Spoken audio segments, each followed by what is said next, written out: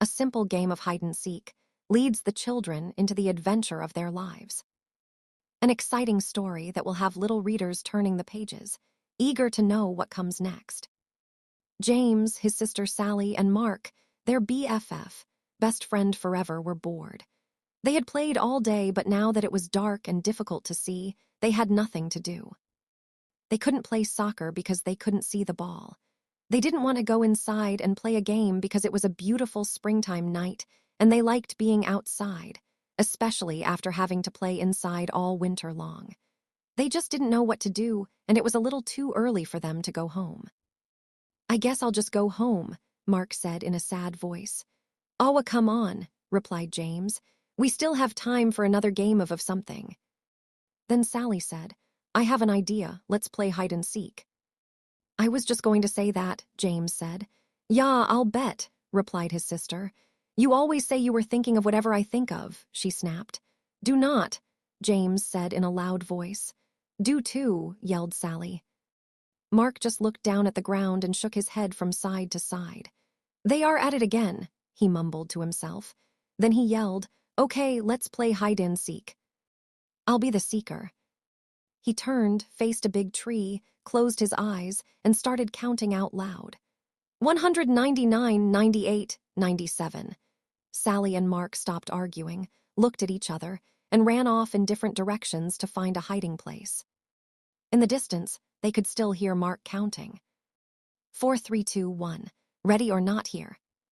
"I come." Then he turned and began looking for places where they could be hiding. Finding Sally was easy. She always ran off and then circled back, so she would be close to base, the safe place to get to before being tagged. Mark looked for the biggest tree and ran towards it, but she wasn't there. "I'll bet she's behind that big bush," he said to himself. So he ran to it and was ready to tag her. But she wasn't there either.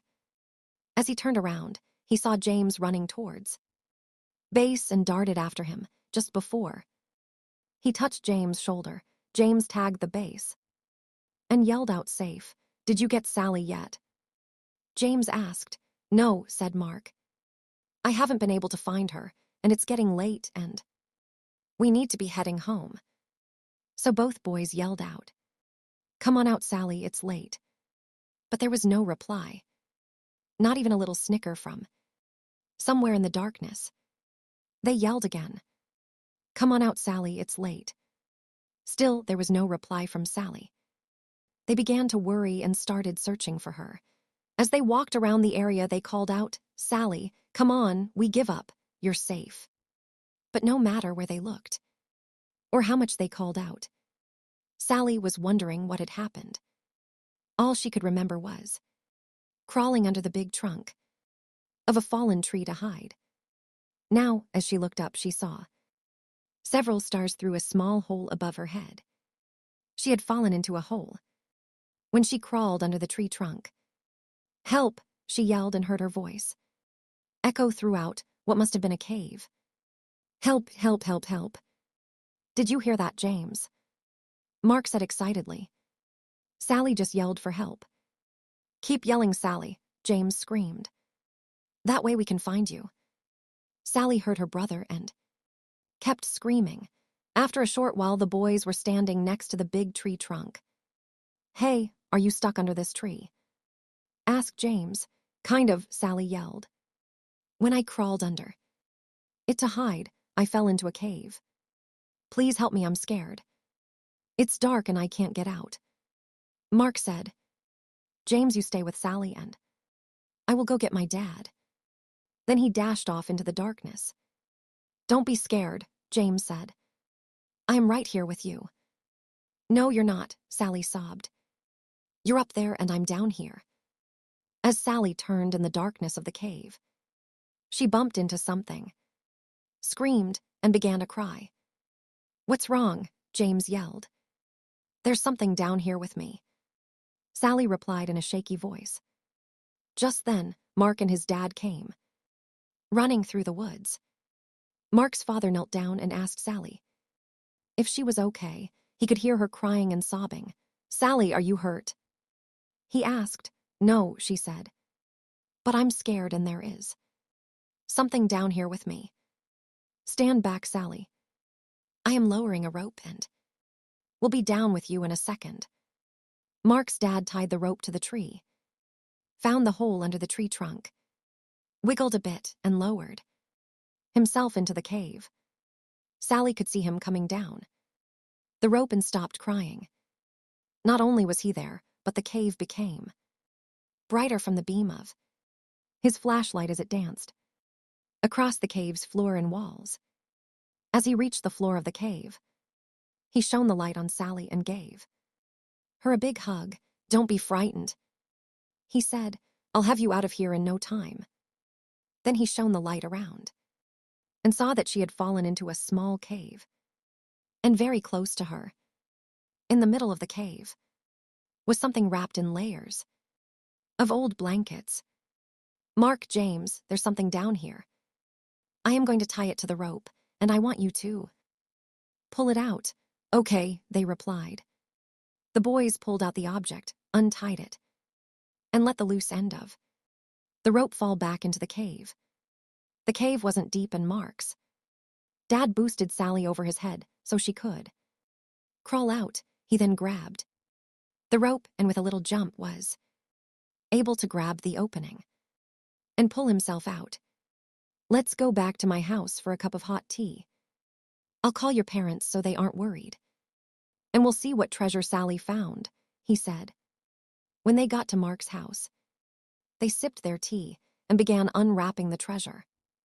They carefully peeled off layers of old blankets and cloth to reveal a wooden box. They slowly opened it and stared in amazement. Oh my, Sally said in disbelief. I don't believe what I am seeing. The boys and Mark's father just stared. Inside the box were jewels of every color you could imagine. There were diamonds, rubies, sapphires, and emeralds. Of all shapes and sizes, intermixed they could see several. Gold coins and strands of pearls. We're rich, the boys screamed. Not quite, interrupted Mark's father. Someone could have lost this, and I don't think you should plan on spending any of it until we find out a little more. Besides, Sally found it. I'll share it, Sally said happily. That's nice, Sally, replied Mark's dad, but the right thing to do is contact the authorities. The next day, the four of them and Sally's mother drove to the police station, explained what had happened, and gave the treasure to the police to hold while they conducted their investigation. They left the police station sadly, and even the double-dipped ice cream cones Mark's father bought for them didn't make them smile. They drove back in silence. Several weeks passed with no word from the police.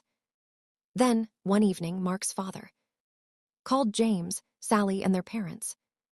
The police just called and, I think you should come over right now, he said. I'm afraid there is some bad news about the treasure.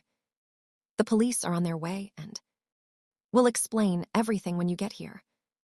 Sally and James didn't say much during the ride to Mark's house. Sally thought that since it was bad news, the treasure belonged to someone else, even though they probably lost it.